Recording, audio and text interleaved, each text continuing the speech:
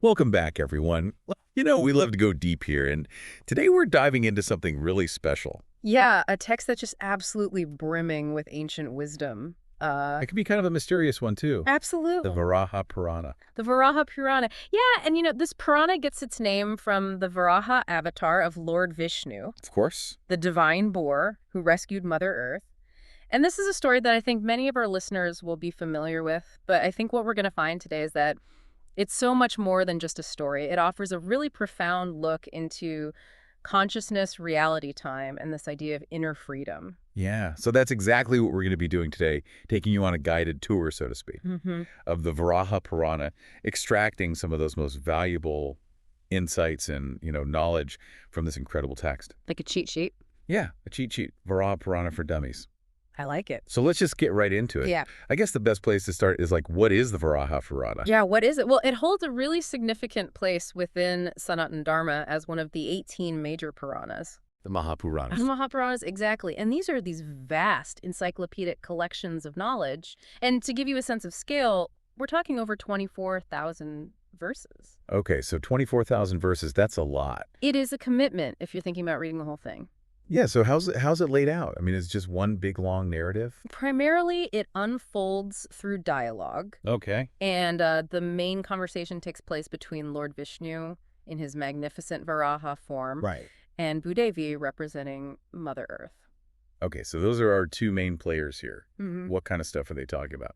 Well, you name it. You've got spiritual philosophy in there. You've got explanations of yogic practices. The theory of karma is discussed, a detailed cosmology, sacred geography, all sorts of inspiring stories of divine incarnations and the lives of devotees. So it's really like an encyclopedia almost. In a way, yeah, it covers such a breadth of topics. Right. But, and this is really important to remember, it's not just meant to be a kind of abstract theological document. Right.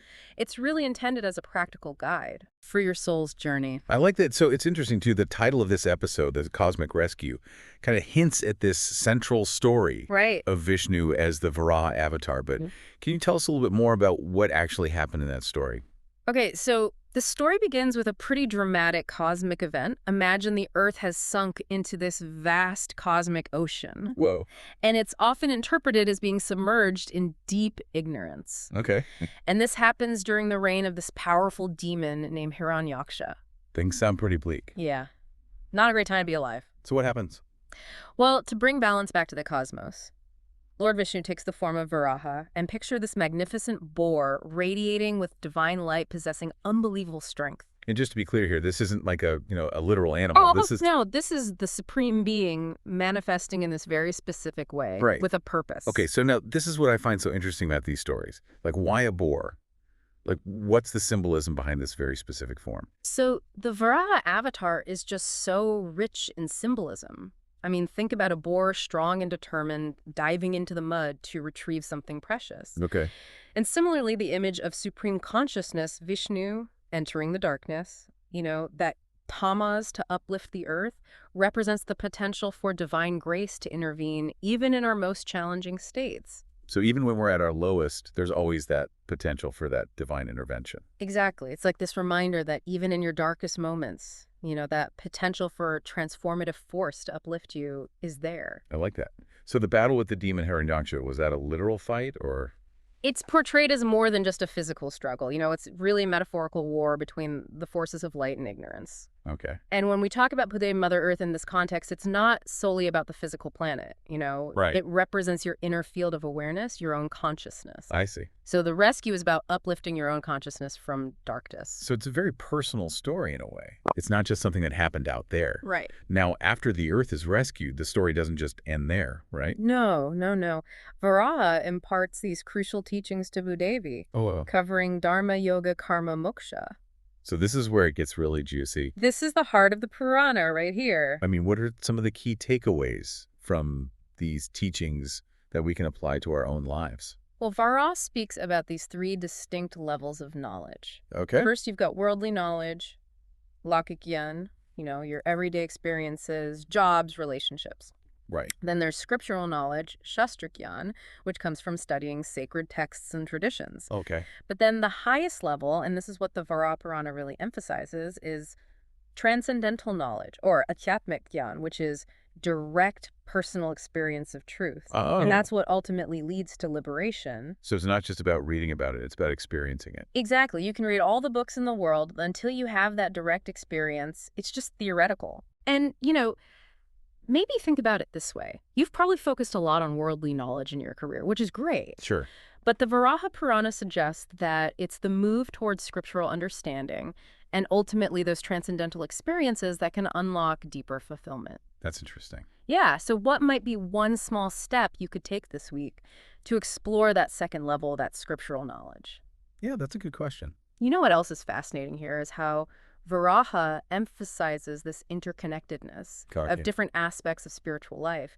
He teaches that simply having intellectual understanding isn't enough. Yeah. You need compassion, selfless service, deep devotion.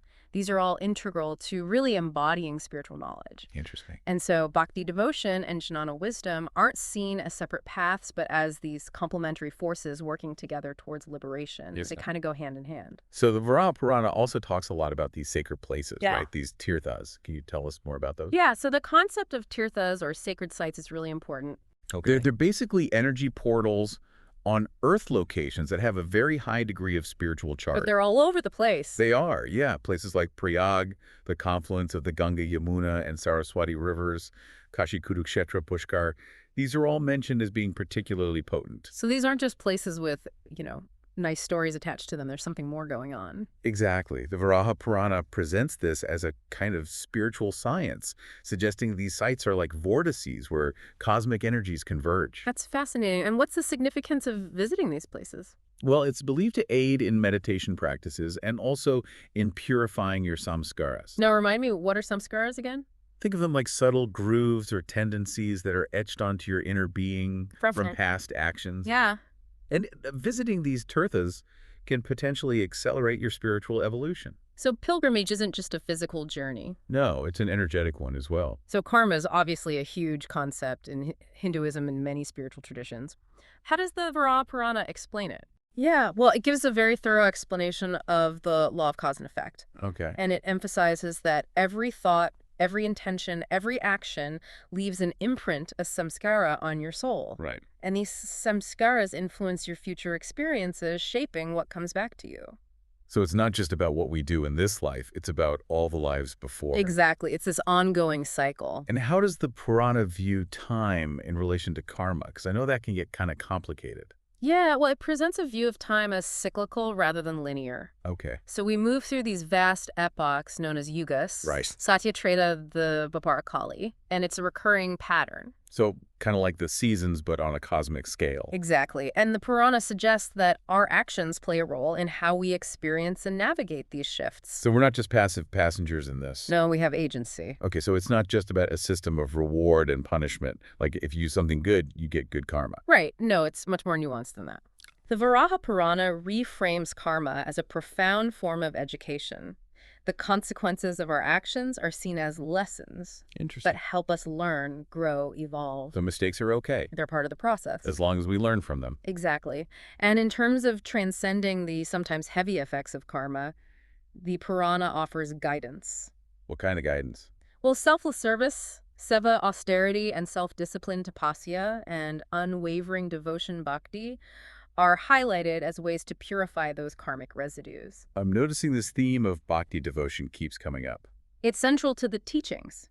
The Purana also seems to really emphasize the feminine divine. Yes, absolutely. Throughout, there's a deep reverence for Bhudevi, the earth goddess, and this broader concept of Devi energy, that dynamic creative power of the feminine. So it's not just masculine energy that's important. Both are essential. And how does that relate to the earth? Well, the earth is not viewed as inert, lifeless matter. It's a vibrant manifestation of divine intelligence. It's a lot. Very much so. And there's a very impactful quote in the Purana. It says, "To disrespect earth is to reject the womb of your own birth." Wow, that's powerful. It is, and it connects so deeply to ecological awareness, framing it as a spiritual duty. So taking care of the earth isn't just an environmental issue, it's a spiritual one. Exactly. It's about recognizing the sacredness of all life. And it mentions sacred rivers as well. Yes, the Purana personifies rivers like the Ganga, Yamuna, and Saraswati as Nadi Shakti, literally energy flows. Okay. They're not just geographical features, they're vital energy currents, both within the earth and within the human body. So there's this mirroring going on. There is this deep connection between the outer and the inner. Okay, now I understand the Varaha Purana also has some interesting things to say about yoga and meditation. Yes, it offers valuable teachings on dhyana or meditation as a key practice for self-realization. In what way? Well, it outlines the concept of the 5 koshas, or sheaths, that envelop the human soul. Okay, I've heard of The Annamaya kosha, the physical body; the Pranamaya kosha, the energy body; the Manomaya kosha, the mental body; the Vijnanamaya kosha, the wisdom body; and the Anandamaya kosha, the bliss body. So these are like different layers of our being. Exactly. And meditation helps us become aware of and navigate these layers. And does the Purana recommend any specific techniques? It specifically recommends mantra meditation. Okay. And in particular, the mantra Om Namo Narayana Right. as a way to purify these different layers of our being. So it's about going beyond just the physical body. Absolutely. It's about addressing the whole being. Now, I love how the Purana also includes all these inspiring stories of devotees and miracles Yes, those stories really bring the teachings to life. and make them relatable. Exactly. For example, there's the story of Rohita, a simple devotee, who through the consistent offering of water to a Vishnu Murti attains liberation. Just by offering water. It's a beautiful example of how even seemingly small acts of devotion can have profound effects. Right, it's not about grand gestures. No, it's about the sincerity of the heart. Are there any other stories that stand out to you? Well, there's a story of Vasudeva, whose humility and surrender dissolved the karma from his past lives. So humility is key. It's a powerful antidote to ego. Right. And then there's that story of the king who doubted the significance of pilgrimage. Yes, and he was visited by Lord Vara himself in a dream. So he got a personal message. You could say that it's a demonstration of the power of faith beyond logic. Right. Sometimes we just have to trust. Exactly, even when our minds can't fully grasp it. So with all this amazing wisdom, how do we apply it to our modern lives? That's the million-dollar question, right? It is. There are so many ways to integrate these teachings, cultivating gratitude and reverence for the earth, Yeah. making choices to reduce our impact and exploitation of its resources, Right. starting each day with a spiritual intention, a sankalpa. Like a resolution. Exactly, a heartfelt resolve engaging in selfless service to your community, even in small ways. So finding ways to give back. Yes, and the practice of mantra japa, the repetition of sacred sounds. Like the Om Namo Narayana mantra. Exactly. It can help purify the mind and connect you to deeper levels of consciousness. So finding those quiet moments amidst the chaos. Exactly. And maybe most importantly, recognizing the inherent sacredness of your own life. Yes. Treating yourself and others with that awareness. It's about mindfulness in a way. Very much so, bringing that awareness to every aspect of our lives. So as we wrap up this deep dive, it's clear that the Varaha Purana is so much more than just an ancient text. Absolutely. It's a living source of wisdom that speaks to us even today. And what's the main message you hope listeners take away from this? Well, I think it's an invitation to become a warrior of light, I love that. contributing to a more conscious, compassionate, harmonious world, just like Varaha did. Powerful stuff. And listeners, maybe you can take a moment to reflect on which of those 3 levels of knowledge we talked about Worldly, scriptural, transcendental. resonates most with you right now, and what small step you can take to cultivate the others. That's a great point. Thank you so much for sharing this wisdom with us. It's been my pleasure. Thanks for having me. And thank you all for listening. We'll see you next time for another deep dive. Bye, everyone. Namaste.